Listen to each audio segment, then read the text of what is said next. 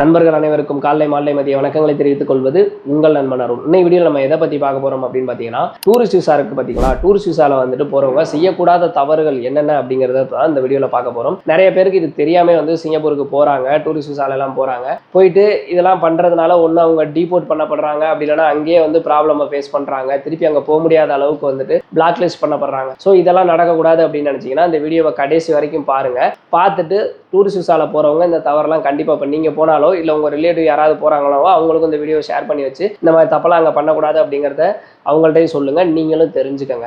இந்த மாதிரி யூஸ்ஃபுல்லான இன்ஃபர்மேஷன்லாம் தெரிஞ்சதுக்கு மறக்காம நம்ம சேனலை சப்ஸ்கிரைப் பண்ணி வச்சுக்கோங்க. ஃபர்ஸ்ட் பாயிண்ட் என்ன அப்படின்னு பார்த்தீங்கன்னா, டூரிஸ்ட் விசா அப்ளை பண்ணல தவறான தகவலை நீங்க கொடுக்கவே கொடுக்காதீங்க. காரணத்தை கொண்டும் உங்களை பத்தியும் சரி, நீங்க எதுக்காக அங்கே போறீங்க அப்படிங்கிறத பத்தியும் சரி தவறான தகவல் கொடுக்கவே கொடுக்காதீங்க. அப்படி கொடுத்தீங்க அப்படின்னா அதை கண்டுபிடிச்சாங்க அப்படின்னா நீங்க பொய் சொல்லியிருக்கீங்க அப்படிங்கிற மாதிரி அர்த்தமாயிரும். அதனால உங்களை பிளாக் பண்றதுக்கு வாய்ப்புகள் இருக்கு. ஏன் அங்கெல்லாம் பிடிச்சாங்க அப்படின்னா உங்களுக்கு தண்டனை கொடுக்க கூட வாய்ப்பு இருக்கு. அதனால இது பயமுறுத்துறதுக்காக சொல்லல. சிங்கப்பூரோட ரூல்ஸ் சட்டத்திட்டங்கள் என்ன அப்படிங்கிறது உங்களுக்கு நல்லாவே தெரியும். அதனால தவறான தகவல்களை கொடுக்க வேணாம். நீங்க என்ன பர்பஸ்க்காக அங்க போறீங்க, சுத்தி பார்க்கறதுக்காக போறீங்க அப்படின்னா சுத்தி பார்க்கறதுக்காக போறீங்க. ஏன்னா யாரு ஸ்பான்சர், அங்க எத்தனை நாள் தங்க போறீங்க, எங்க தங்க போறீங்க, இந்த தகவல்கள் எல்லாமே உண்மையாகவும் நேர்மையாகவும் இருந்துச்சு அப்படின்னா எந்த பிரச்சனையும் இல்லை. ஃபர்ஸ்ட் செய்யக்கூடாத தவறு என்ன அப்படின்னு கேட்டீங்கன்னா, விசா அப்ளை பண்ணல தவறான தகவல்களை கொடுக்க கூடாது. டூரிஸ்ட் விசா அப்படிங்கிறது ரெண்டு விதமா அப்ளை பண்ணலாம். ஒன்னு என்ன அப்படின்னு கேட்டா, உங்களுக்கு ஸ்பான்சர் சிங்கப்பூரியன் சிட்டிசனோ பிஆரோ இருந்து அங்க அப்ளை பண்றாங்க அப்படின்னா அப்படி அப்ளை பண்ணலாம். அப்படி இல்லை அப்படின்னா இங்க டிராவல் ஏஜென்சி நிறைய இருக்கு, அவங்க மூலமாகவும் நீங்க சிங்கப்பூருக்கு டூரிஸ்ட் விசா அப்ளை பண்ண முடியும். ஸோ இப்படி அப்ளை பண்ணல எப்படி அப்ளை பண்ணாலுமே தவறான தகவல்களை கொடுக்காதீங்க.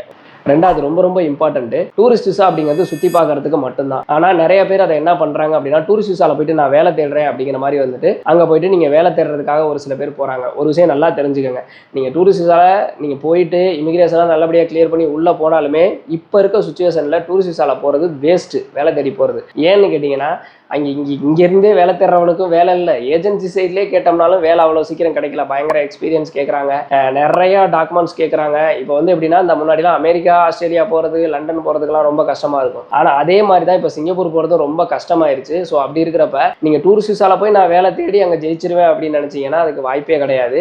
அது மட்டும் இல்லாமல் சட்டப்படி குற்றமும் கூட. அதனால நீங்கள் டூரிஸ்ட் விசால போய் வேலை தேடக்கூடாது, வேலை தேடி போகாதீங்க. டூரிஸ்ட் விசா அப்படிங்கிறது சுற்றி பார்க்கறதுக்கு மட்டும்தான். பிஸ்னஸ் விசால போறீங்க அப்படின்னா நீங்கள் பிஸ்னஸ் பண்றதுக்காக அங்க போலாமே ஒழிஞ்சு அதுலயுமே போயிட்டு நீங்க வேலை தேடக்கூடாது. ஓகேங்களா? சோ இதை நல்லா தெரிஞ்சுக்கங்க. அப்ப வேலை தேடி சிங்கப்பூருக்கு டூர் போக கூடாதா அப்படின்னு கேட்டீங்கன்னா போகக்கூடாது. நீங்க ஸ்டூடெண்ட் பாஸ்ல அங்க போகலாம்.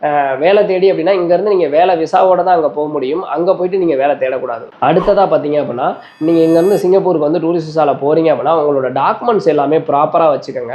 உதாரணத்துக்கு சொல்லணும் அப்படின்னா, இப்போ உங்களோட ஹஸ்பண்டோ இல்ல உங்க ரிலேட்டிவ் அவங்க ஒர்க் பண்றாங்க அப்படின்னா, இப்போ ஹஸ்பண்ட் ஒர்க் பண்றாங்கன்னா மேரேஜ் சர்டிபிகேட், அவங்களோட ஒர்க் பர்மிட் டீடைல்ஸ், உங்களோட passport, visa validity, ticket, return ticket, நீங்க அங்க எங்க ஸ்டே பண்ண போறீங்களோ அந்த அட்ரஸ் டீடைல்ஸ், உங்களுக்கு ஸ்பான்சர் யாரோ அவங்களோட டீடைல்ஸ், அவங்க என்ன பர்பஸ்க்காக நீங்க வரீங்கன்னு போட்டிருக்காங்க, இந்த டீடைல்ஸ் எல்லாத்தையுமே ரொம்ப தெளிவா நீங்க வச்சுக்கணும். சம்டைம் ஆட்டோமேட்டிக் இமிகிரேஷன்ல மோஸ்ட்லி கிளியர் ஆயிரும். அப்படி இல்லை அங்க உங்களை என்கொயரி பண்றாங்க அப்படின்ற பட்சத்துல இந்த டீடைல்ஸ் டாக்குமெண்ட்ஸ் எல்லாத்தையும் நீங்க கரெக்டா சப்மிட் பண்ணா மட்டும்தான் உங்களை அனுப்புவாங்க. ஒரு விஷயம் நல்லா தெரிஞ்சுக்கங்க, நான் திரும்ப சொல்றேன், பயமுறுத்துறதுக்காக சொல்ல. சிங்கப்பூர் இமிகிரேஷன்ல இருந்து உங்களை உள்ள அனுப்பக்கூடாதுன்னு நினைச்சிட்டாங்க அப்படின்னா அவங்க உங்கள்ட்ட என்ன காரணத்துக்காக உங்களை உள்ள அனுப்பல அப்படிங்கிறத சொல்லணுன்ற அவசியமே கிடையாது. உங்களை டைரக்டா டீபோர்ட் பண்ண முடியும். அது அந்த நாட்டோட பாதுகாப்பு சம்பந்தப்பட்ட பிரச்சனை அப்படின்னு சொல்லி ஒரே லைன்ல முடிச்சிருவாங்க. உங்களுக்கு ரீசனும் சொல்ல மாட்டாங்க, திருப்பி அனுப்பிடுவாங்க. அப்படி திருப்பி அனுப்பிட்டா திருப்பி நீங்க உள்ள போறது ரொம்ப சிரமமாயிரும். அதனால டாக்குமெண்ட் எல்லாத்தையுமே ரொம்ப தெளிவா வச்சுக்கோங்க. அதே மாதிரி இப்போ சிங்கப்பூருக்கு போறீங்க, டூரிஸ்ட் விசால போறீங்க, அங்கே உங்கள் ரிலேட்டிவ்லாம் யாரும் கிடையாது, நான் சுற்றி பார்க்க தான் போறீங்க அப்படின்னா ஒரு சில பேர் அமௌண்ட் பெரிய லெவலில் கொண்டு போக மாட்டாங்க. அப்படிலாம் இருக்கக்கூடாது. நீங்கள் சோமனி அப்படிங்கிறது கொஞ்சமாக வச்சுக்கணும். ஏன்னா அங்கே நீங்கள் போய் எத்தனை நாள் தங்க போறீங்களோ அதுக்கு உண்டான செலவுக்கும் உங்கள்ட்ட அமௌண்ட் இருக்கணும்ல. அந்த அமௌண்ட் சோமனி காமிக்க சொல்றதுக்கும் சான்சஸ் இருக்கு. அந்த செலவுக்கு அங்கே ஹோட்டல் புக் பண்ணுறதுக்கு, அங்கே சுற்றி பார்க்கறது எந்தெந்த இடம் சுற்றி பார்க்கணுமோ அதுக்கு ஒரு அமௌண்ட் ஆகும். இது எல்லாத்துக்குமே நீங்கள் அமௌண்ட் கையில் வச்சுக்கிறது நல்லது.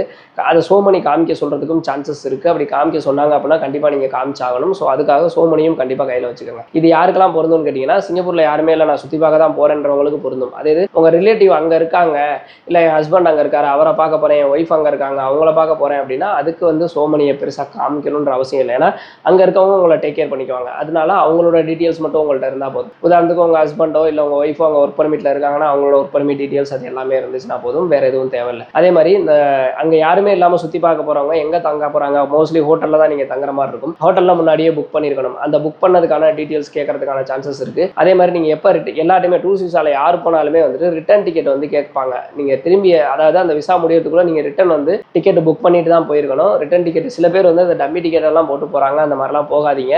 ஒரிஜினல் டிக்கெட்டாகவே போட்டு போகிறதா சேஃபு.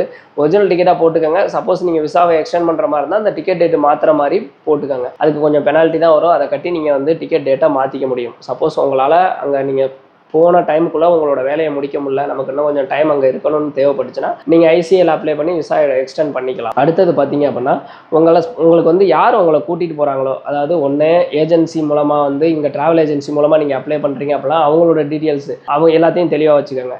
இல்லை எனக்கு அங்கே ஸ்பான்சர் பண்ணி தான் என்னை கூப்பிட்டுக்கிறாங்க அப்படின்னா அவங்களோட டீட்டெயில்ஸ், அவங்களோட ஃபோன் நம்பரு, அவங்களோட அட்ரஸ் எல்லாத்தையும் தெளிவாக வச்சுக்கோங்க. ஏன்னா இதெல்லாம் அங்கே கேட்கறதுக்கான சான்சஸ் இருக்குது.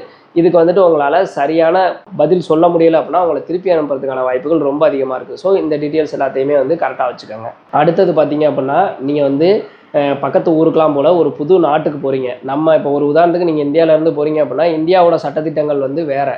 நீங்கள் இங்கே கண்ட இடத்துல எச்சி துப்பலாம், கண்ட இடத்துல குப்பை போடலாம், பபுள் காம் சாப்பிட்டு கண்ட இடத்துல ஒட்டி வைக்கலாம், இது எல்லாமே பண்ணலாம். ஆனால் சிங்கப்பூரில் வந்து இது மாதிரி எதுவுமே பண்ண முடியாது. ஒன்றொன்றுக்கும் பார்த்தீங்க அப்படின்னா நீங்கள் நினச்சி பார்க்க முடியாத அளவுக்கு ஃபைன் அதிகமாக போடுவாங்க. இன்னும் சில தவறுகள்லாம் நீங்கள் திருப்பி செஞ்சீங்க அப்படின்னா நீங்கள் டூரிஸ்ட் விசாலே போயிருந்தாலும் உங்களை தூக்கி ஜெயிலில் போகிறதுக்கான சான்சஸ் கூட இருக்குது. இதை பயமுறுத்துறதுக்காக சொல்லலை. ரூல்ஸ் வந்து அங்கே என்ன இருக்குங்கிறத தெரிஞ்சுக்கிட்டு அந்த ரூல்ஸ் எல்லாத்தையும் கரெக்டாக ஃபாலோ பண்ணுங்கள். அதை விட்டுட்டு நீங்கள் தேவையில்லாத வேலையெல்லாம் பார்த்தீங்க அப்படின்னா ஃபைன் ஒன்று அதிகமாக கட்டிட்டு வர்ற மாதிரி இருக்கும். அப்படி இல்லை அப்படின்னா தூக்கி ஜெயிலில் போடுறதுக்கான சான்சஸ் கூட இருக்குது. ஸோ அதனால் சிங்கப்பூர் ரூல்ஸ் என்னங்கிறத தெரிஞ்சுக்கிறது ரொம்ப ரொம்ப நல்லது. ஃபைனலாக பார்த்தீங்க அப்படின்னா ஒரு உதாரணத்துக்கு உங்களுக்கு வந்து விசா கொடுப்பாங்க. 1 மந்த் நீங்கள் அங்கே ஸ்டே பண்ணலான்னு கொடுக்குறாங்கன்னு வச்சுக்கோங்க. அந்த வேலை 1 மந்தில் முடியலை, நான் எக்ஸ்டெண்ட் பண்ணணும் அப்படின்னு நினைக்கிறேன்னா சில பேர் என்ன பண்ணுறாங்கன்னா நாளைக்கு முடிய போகுதுன்னா இன்றைக்கி போய் அப்ளை பண்ணுறது, இந்த மாதிரிலாம் பண்ணுறாங்க. இந்த மாதிரி பண்ணாதீங்க. உங்களுக்கு ரினியூவல் கிடைக்காம போகிறதுக்கான சான்சஸ் இருக்குது. ஒரு 5 நாள்லேருந்து 10 நாளைக்கு முன்னாடியே வந்து உங்களோட ரினியூவலை வந்து நீங்கள் அப்ளை பண்ணிடுங்க. அப்படி அப்ளை பண்ணுறீங்க அப்படிங்கிற பட்சத்தில் உங்களுக்கு அப்ரூவல் கிடைச்சிடும். சப்போஸ் அப்ரூவல் கிடைக்கல அப்படின்னா தயவுசெய்து வந்து உங்களோட டேட் முடிய போகுது அப்படின்னா அந்த முடியறதுக்கு கொஞ்சம் முன்னாடியே வந்து நீங்கள் வெளியாயிடணும். ஒரு உதாரணத்துக்கு இன்னைக்கு டேட் வச்சுக்கோங்க. இன்னைக்கு ஒரு 1ஆம் தேதின்னு வச்சுக்கோங்க. எனக்கு விசா 1ஆம் தேதி நைட்டு 12 மணிக்கு சிங்கப்பூர் டைம் நைட்டு 12 மணிக்கு முடியுது அப்படின்னா நீங்கள் ஒரு நைட்டு 9-10 மணிக்கெலாம் வந்து சிங்கப்பூர் இமிக்ரேஷனை கிளியர் பண்ணி வெளியே வந்துடணும். ஃப்ளைட்டு ஏறிடணும். அதை விட்டு 12 மணிக்கு முடியுதுன்னா அடுத்த நாள் காலையில் நீங்கள் போனீங்க அப்படின்னா உங்களுக்கு கண்டிப்பாக அது ஓவர் ஸ்டேயில் தான் கணக்காகும். ஸோ அதுக்கு உங்களுக்கு ஃபைன் போடுறதுக்கான சான்சஸ் இருக்குது. அதனால தயவுசெய்து ஓவர் ஸ்டே ஆகிடாதீங்க. விசாவை எக்ஸ்டெண்ட் பண்ணுறது அப்படின்னா முன்னாடியே எக்ஸ்டெண்ட் பண்ணிடுங்க. அதுக்கு அப்ரூவல் கிடச்சிருச்சுன்னா அப்படி இருங்க. அப்படி அப்ரூவல் கிடைக்கல அப்படின்னா கண்டிப்பாக நீங்கள் கரெக்டான டைமுக்கு வெளியாயிருங்க. ஓவர் ஸ்டேலாம் ஆனீங்க அப்படின்னா திருப்பி உங்களுக்கு விசா கிடைக்கிறது சிரமம், அந்த ஃபைன் கட்டுறது மட்டும் இல்லாமல் அப்ரூவல் கிடைக்கிறது சிரமம், நீங்கள் திருப்பி உள்ள சிங்கப்பூருக்குள்ள என்ட்ரி ஆகிறதே கஷ்டமாயிடும். ஸோ அதனால் இந்த தவறுகள்லாம் தயவு செய்து பண்ணாதீங்க. மோஸ்ட்லி டூரிஸ்ட் விசாவில் செய்யக்கூடாத தவறுகள் என்னென்ன அப்படிங்கிறத ரொம்ப டீட்டெயிலாக சொல்லிட்டேன்னு நினைக்கிறேன். இதில் வேறு ஏதாவது டவுட் இருந்துச்சு அப்படின்னா கண்டிப்பாக கமெண்ட் செக்ஷன்ஸ் கேளுங்க, நான் கண்டிப்பாக சொல்கிறேன். இந்த மாதிரியான யூஸ்ஃபுல்லான இன்ஃபர்மேஷன்லாம் நீங்கள் தெரிஞ்சுக்கணும் நினச்சிங்கன்னா மறக்காம நம்ம சேனலை சப்ஸ்கிரைப் பண்ணி வச்சுக்கோங்க.